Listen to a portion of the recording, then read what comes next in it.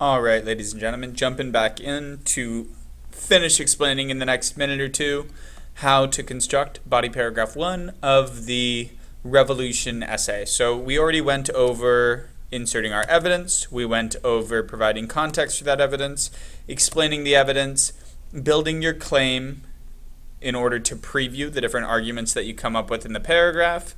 And now the final part of this that we're going to do together is explaining evidence part 2. Just a quick reminder, I demonstrated this process with just one of 3 parts of this paragraph. I did it with the political evidence part.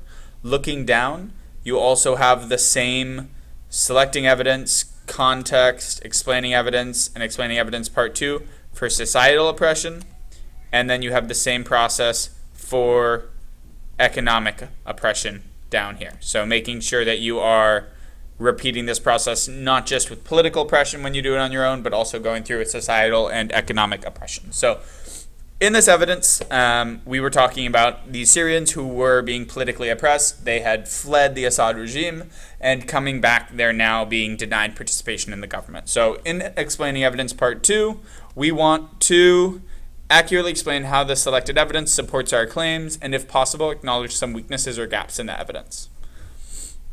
So this evidence supports the claim that Syrians were politically oppressed because I'm going to modify what I wrote before, because it shows the I'm going to say the interim government, which is the government that's set up in the process of creating a new government, denying individuals who had fled the tactics of the Assad regime, so this is the regime that's in place in Syria prior to the revolution, any opportunity to participate politically in the new government.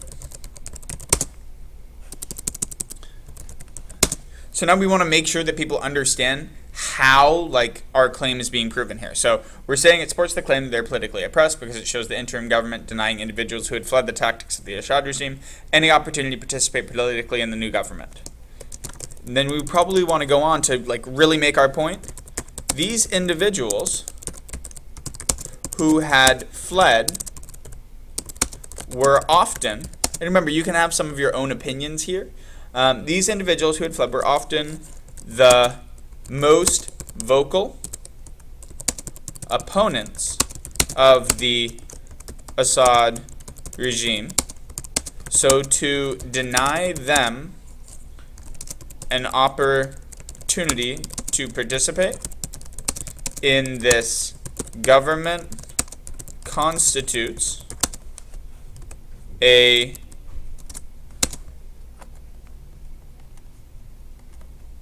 complete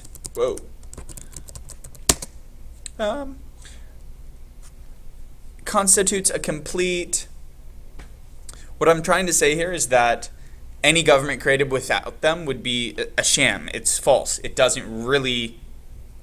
not really inclusive as it claims to be. So constitutes a complete betrayal of revolutionary ideals and reinforces the need for further revolution. This would be, according to our rubric, I would say out of 5. What I haven't done now is acknowledge some weaknesses or gaps. If you wanted to go on to do that, you would talk about perhaps how this is showing political oppression that's taken place during the revolution.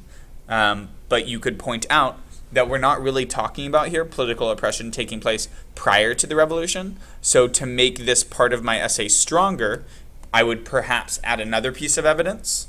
And you could, if you wanted to, add a whole nother 4 sections. So I would add this new piece of evidence that shows this is what's going on during the revolution, but there was also political oppression happening prior to the revolution as well. That's all we're going to go over in this demo. As I said, you're going to go through this process not just with political oppression as I did, but also with societal and economic oppression as well. See me if you need any help, and I hope you are successful in your process.